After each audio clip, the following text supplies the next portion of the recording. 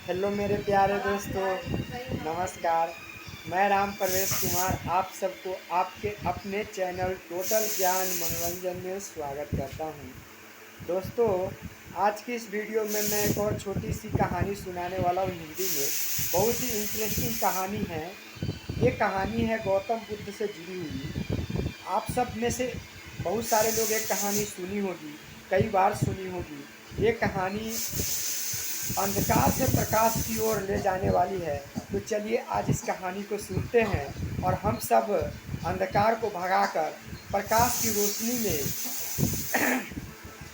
सैर करेंगे। तो चलिए आज इस कहानी को शुरू करते हैं। दोस्तों, कहानी का नाम है तोड़ो नहीं जोड़ो। ये अंगुलीमाल डाकू की कहानी है। दोस्तों, 2500 साल पहले की बात है। एक जंगल में एक डाकू रहता था। उसका नाम अंगुलीमाल पड़ गया। वो डाकू बहुत क्रूर, अत्याचार और हत्यारा था। वो एक घना जंगल में रहता था। उस जंगल से जो कोई भी गुजरता था, अंगुलीमाल डाकू उसको अपनी तलवार से मारकर फेंक देता था। उसकी नज़र से कोई भी नहीं बच पाता था। आसपास के शहर में हाहाकार मच गया था। त्राही त्राही मच गए थे। लोग दहशत में आ गए थे, काफ़ी डरे हुए थे। लोग उस जंगल की ओर से नहीं जाते थे। अनजाने में जो कोई भी उस जंगल से गुजरता था वो जीवित नहीं लौटता था। वो इतना क्रूर था। उसकी लाल लाल आंखें, बड़ी बड़ी दाढ़ियाँ, भयंकर चेहरा, डरावना, वो किसी को भी नहीं छोड़ता था। लोग बहुत दुखी रहने लगा। लोगों को चिंता सताने लगी। उसी समय गौतम बुद्ध भगवान, जो कि श्रावस्ती में तपस्या कर रहे थे, जब उन्हें ये बात पता चली तो उन्हें बहुत दुख हुआ। उन्होंने सोचा कि उस क्रूर डाकू को सबक सिखाना चाहिए। लोगों को दुख और चिंता और भय से मुक्ति दिलाना ही पड़ेगा। उन्होंने लोगों की भलाई के लिए अपनी तपस्या छोड़कर उस जंगल की ओर निकल पड़े। लोगों ने उन्हें रोककर समझाया कि महात्म, आप उस जंगल की ओर ना जाए। उस जंगल में अंगुलीमाल नाम का डाकू रहता है। वो किसी को भी नहीं छोड़ता है। जिस किसी को देखता है वो मारकर उसे फेंक देता है। और उसे एक दिन में कितने लोगों को मारता है, इसका अंदाज़ा रखने के लिए वो हर व्यक्ति के एक अंगुली काट कर माला में पिरोकर गले में पहनता है कि महात्म कृपया आप इस जंगल की ओर ना जाए। लेकिन गौतम बुद्ध भगवान लोगों की बात को अनसुना करते हुए उस जंगल की ओर बढ़ने लगे।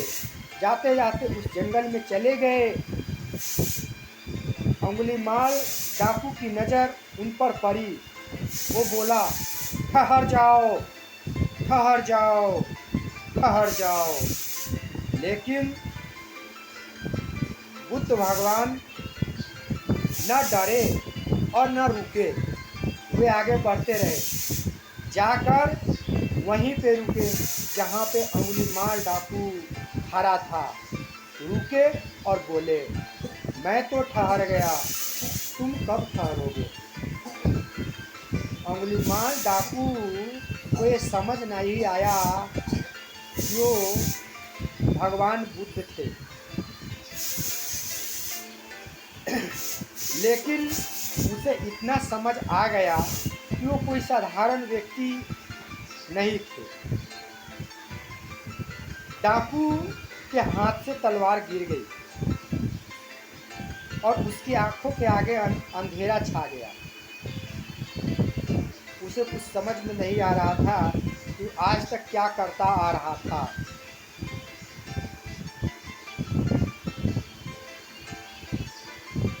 बुद्ध भगवान बोले,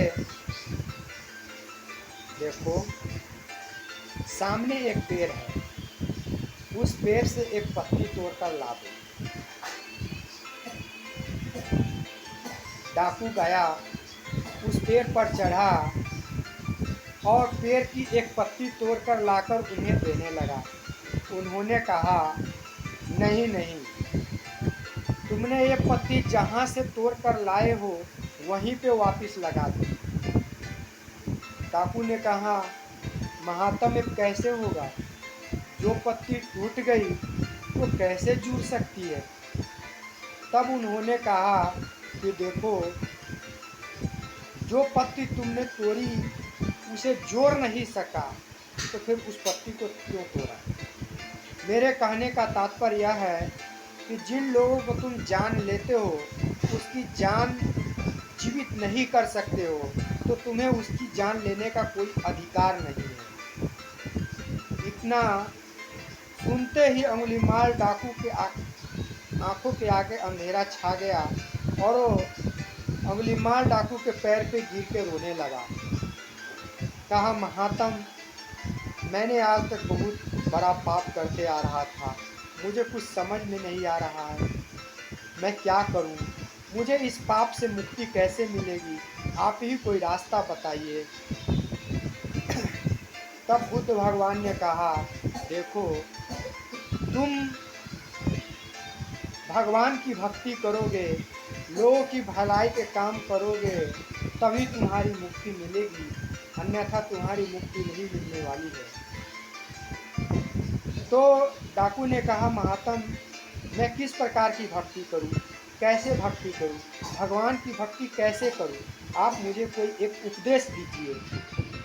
तब बुद्ध भगवान ने उसे एक उपदेश देते हुए कहा कि देखो, तुम राम का नाम लोगे, राम का नाम जपोगे और लोगों की भलाई करोगे, तभी तुम्हारी मुक्ति मिलेगी।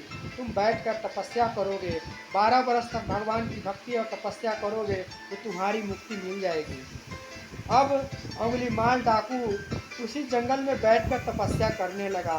उसने कहने लगा, मार रामा रामा रामा रामा रामा रामा रामा रामा रामा रामा कहते कहते उसके दिमाग में ख्याल आ गया कि जैसे मैंने मारा था और मारने की जो सज़ा मुझे मिली है, जो पाप मुझे लगा है, उस पाप को ढूंढने के लिए मैं मारा मारा करता ही रहूँगा तो मुझे भगवान की भक्ति प्राप्त होगी। तब उसने रामा रामा से मारा मारा मारा मारा करने लगा। 12 बरस तक उसने सच्चे हृदय से मारा मारा किया, लेकिन जो सच्चे हृदय से राम का नाम लेता है उसे अवश्य भक्ति प्राप्त होती है और उसे मुक्ति का मार्ग दिखता है। तो इस प्रकार अंगुलीमाल डाकू की जब 12 वर्ष की तपस्या पूरी हुई तो भगवान फिर एक बार दर्शन दिया और मुस्कुराते हुए बोला कि अब तुम्हारी भक्ति पूरी हो गई, अब तुम पूरे देश में घूमकर लोगों की भलाई कर सकते हो।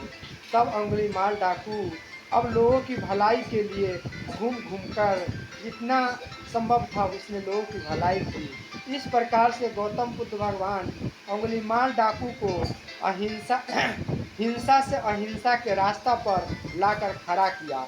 तो दोस्तों, ये थी अंगुलीमाल डाकू की छोटी सी कहानी। इस कहानी से हमें ये सीख मिलती है कि हमें संयम और धैर्य और सत्य के रास्ता पे हमेशा चलना चाहिए। सत्य के रास्ता पे चलने वाले को कभी किसी प्रकार का कष्ट नहीं होता है, अगर होता भी है तो वो कष्ट के बाद फिर सुख और शांति प्राप्त होती है। तो दोस्तों, आज हमें इस धार्मिक कहानी से ये सीख मिली। कैसी लगी आपको?